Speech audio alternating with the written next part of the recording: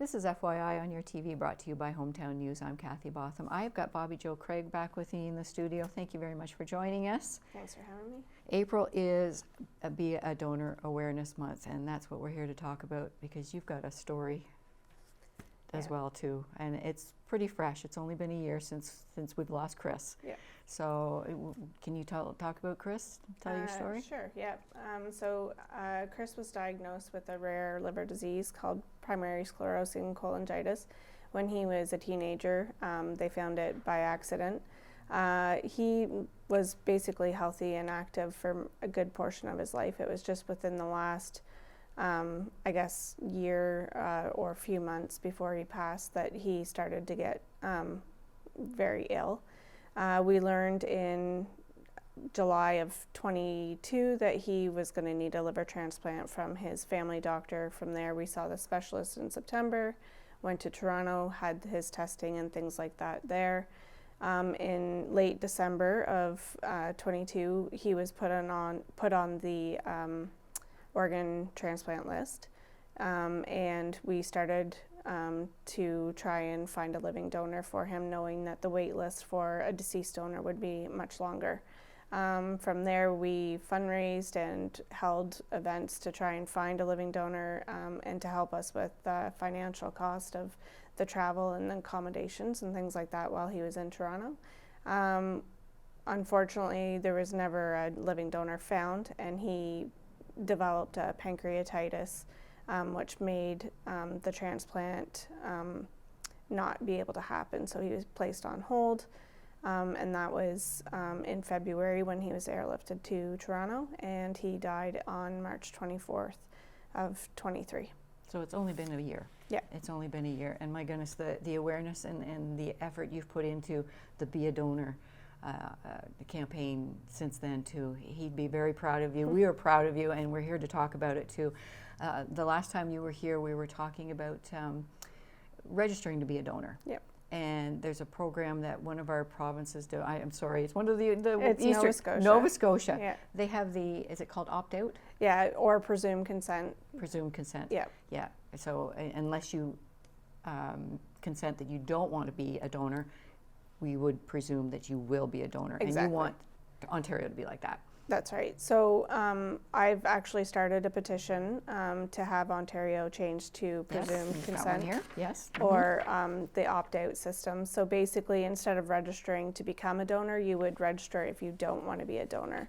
That being said, your family would still be consulted if you, when they presume that you are an organ donor, it still go through your family. So somebody's still going to have to make that choice for you. So it's still important to speak to your family, make sure people know that that's what you would have wanted, make it easier on them during that time.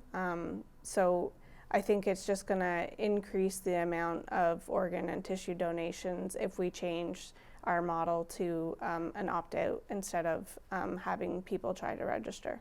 I mean, how often do you talk to somebody and they say, "Oh yes, I want to be a donor. I haven't done it yet. I haven't done it yet. I haven't done it yet." Yeah, and then it might be too late. Yeah, that's the problem. I think with the system the way it is now is 90% of people support organ donation, but only 35% are registered, and that's a huge gap. And I think that if we were able to change that to the opposite, where you opt in or opt out of organ donation, I think that the statistics would change greatly on how many people are actually able to donate their organs and tissues. So right now you have to register. Right. And how do people do that? So you can go to beadonor.com to register. It takes a couple of minutes. You just need your health card, and you can register your consent. Make sure you talk to your family again, because your family can change that decision at the time of your passing. So Trillium will still step in and ask your family whether you're registered or not to be a donor. So just make sure that your family knows what your wishes are. Or you can go to Service Canada also to register there. Right, and like in our small town here too, so important too, because if you want to be an organ donor, they can't do it here. That's right. You have to be transferred to one of the bigger cities. Right. So a lot of the smaller hospitals, like our local hospitals, Smiths Falls, Perth Crown Place, things like that, And there's many in Ontario that are like that they don't have the capabilities to harvest organs, so it's only tissue donation. However, if you know that you're going to pass away, or your family knows that you're going to pass away, or there's a traumatic event, you make sure that you are able to speak to the hospital staff early that you want to be an organ donor or a tissue donor, so that they can go ahead and transfer you to another hospital that has those capabilities. Because the staff can't also see whether you're registered or not, and they're not allowed to ask you. Wow.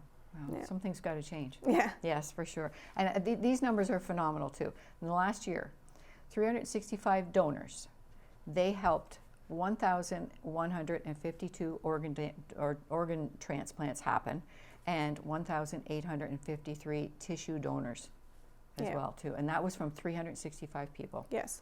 That's so one person can make a huge difference yeah. in someone's life or many people's lives. And I think that the statistics should be growing, in my opinion, especially with the way that technology is and things like everything's advancing. So we need to be having more transplants with and less deaths while waiting. Absolutely, and this petition will help too. Yeah. Absolutely. There's so That's many my hope. Yeah, so many people you talk to and they say, oh yeah, I haven't done it yet, I haven't signed my papers, and they want to know where, but they haven't done it yet. And then sometimes it's too late, and you've spoken to them, you know that your family member said they wanted to, but they hadn't registered themselves. That's right. So yeah. you can work on that. Yes, that's a big project. That's yes. a big project. And you started a petition. Where can people find these petitions?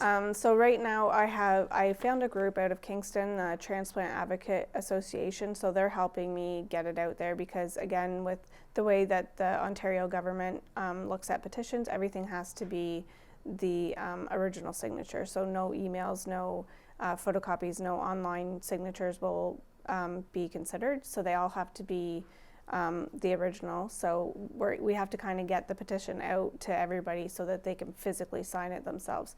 So that association is helping with that. They're getting it out to their board members, their community members. Anyone that wants the petition can contact them, or they can contact me via Facebook or things like that, and I can get you a copy of the petition for you to be able to sign.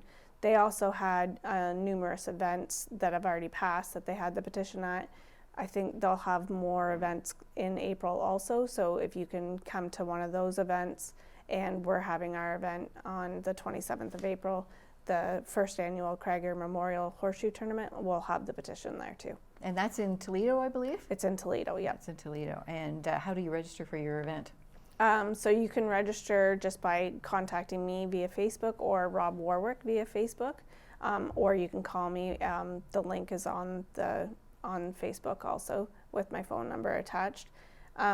We just want more or less the pre-registration before, so that we know how many numbers, because we are going to do a potluck again this year.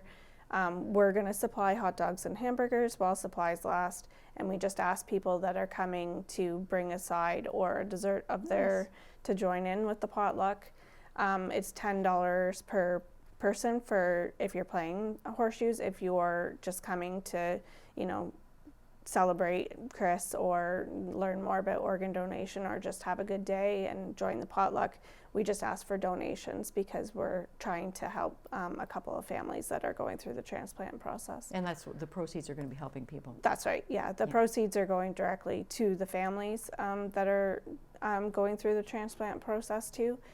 We have 2 families in mind that we're trying to help.